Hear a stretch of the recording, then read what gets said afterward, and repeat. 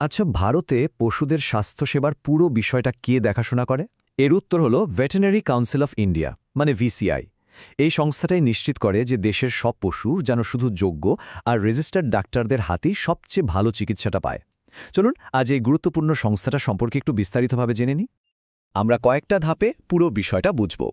প্রথমে জানব ভিসিআই আসলে কি, তারপর দেখব এর লক্ষ্য আর উদ্দেশ্যগুলো। এরপরে আসবে এর কাজ আর ক্ষমতা, ভেতরের গঠনটা কেমন, আর সবশেষে আমরা বুঝব যে এই সংস্থাটা আমাদের জীবনে ঠিক কতটা প্রভাব ফেলে। তাহলে চলুন শুরু করা যাক একদম প্রথম প্রশ্নটা দিয়ে। ভিসিআই আসলে কি, এর ভিত্তিটা কোথায়? চলুন প্রথম বিভাগেই এর উত্তরটা খুঁজে বের করি। দেখুন, ভিসিআই হলো একটা সংবিধানবদ্ধ সংস্থা। মানে এটা কোনো সাধারণ প্রতিষ্ঠান নয়, বরং সংসদের একটা আইন দিয়ে এটাকে তৈরি করা হয়েছে। সোজা কথায়, ভারতে ভেটেরিনারি পড়াশোনা আর চিকিৎসার মান নিয়ন্ত্রণের জন্য এটাই হলো সর্বোচ্চ সরকারি কর্তৃপক্ষ। এর সব সিদ্ধান্তের পেছনেই কিন্তু আইনের জোর আছে। ভিসিআইয়ের পথ চলা শুরু হয়েছিল দুটো খুব গুরুত্বপূর্ণ বছরে। ১৯৮৪ সালে এর জন্য আইনটা পাশ হয়, আর ১৯৮৯ সাল থেকে এটা পুরোদমে নিজের কাজ শুরু করে। এভাবেই এর আইনি কাঠামোর জন্ম হয়েছিল। সরকারি কাঠামোর মধ্যে ভিসিআইয়ের অবস্থানটা কিন্তু বেশ গুরুত্বপূর্ণ। এটা সরাসরি কেন্দ্রীয় সরকারের পশু সংবর্ধন ও দুগ্ধ বিভাগের অধীনে কাজ করে, আর সেখান থেকেই সংস্থাটা তার সব ক্ষমতা আর কর্তৃত্ব পেয়ে থাকে। আচ্ছা, এবার চলুন পরের ধাপে যাই। এখন আমরা দেখব ভিসিআইয়ের মূল লক্ষ্য আর উদ্দেশ্যগুলো কি, মানে কোন ভাবনাগুলো তাদের সব কাজকে পথ দেখায়। ভিসিআইয়ের প্রধানত 5টা মূল উদ্দেশ্য আছে যা পুরো সিস্টেমটাকে চালিয়ে রাখে। যেমন ধরুন, একদিকে এটা পড়াশোনার মান আর কলেজের নিয়মকানুন ঠিক করে, আবার অন্যদিকে যারা পাশ করে বেরোচ্ছেন সেই যোগ্য পশু চিকিৎসকদের রেজিস্টার করে।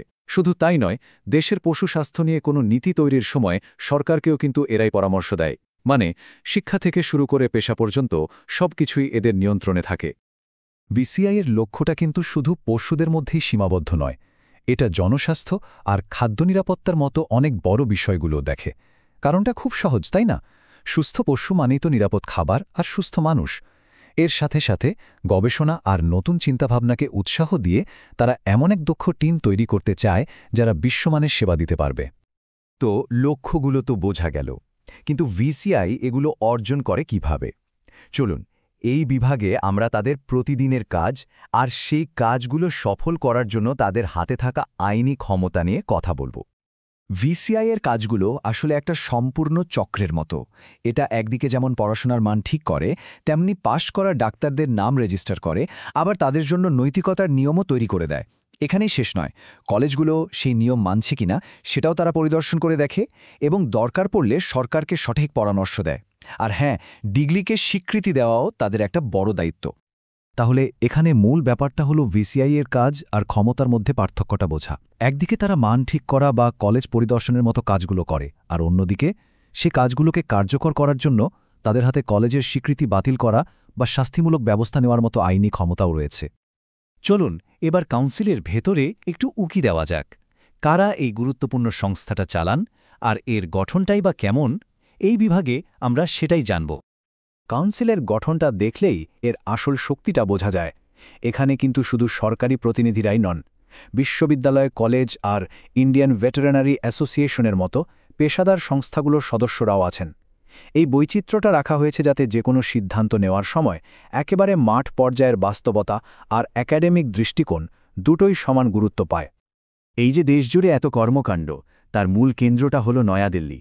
ভারতের রাজধানী থেকেই ভিসিআই তার সমস্ত কার্যক্রম পরিচালনা করে, যা কেন্দ্রীয় সরকারের সাথে যোগাযোগ রাখার জন্য খুবই জরুরি। আমরা ভিসিআইয়ের গঠন আর কাজ নিয়ে তো অনেক কিছু জানলাম, কিন্তু এর আসল প্রভাবটা কোথায়? কেন এই সংস্থাটা এত বেশি গুরুত্বপূর্ণ? চলুন এবার এর উত্তরটা খোঁজা যাক।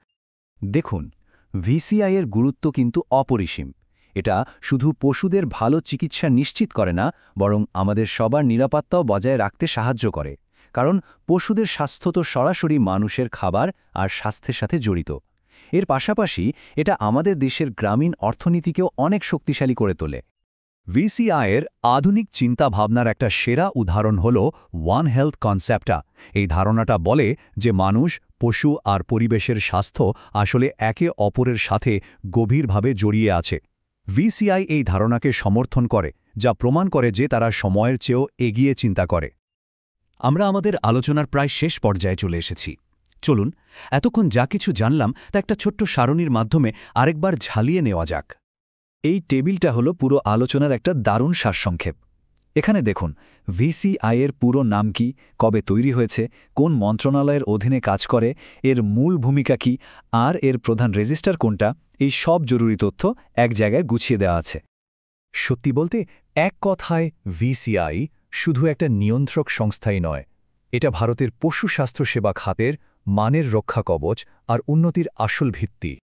শেষ করার আগে একটা প্রশ্ন রেখে যেতে চাই, আমরা তো দিন দিন দেখছি যে পশু, মানুষ আর পরিবেশের স্বাস্থ্য কিভাবে একে অপরের সাথে জড়িয়ে যাচ্ছে।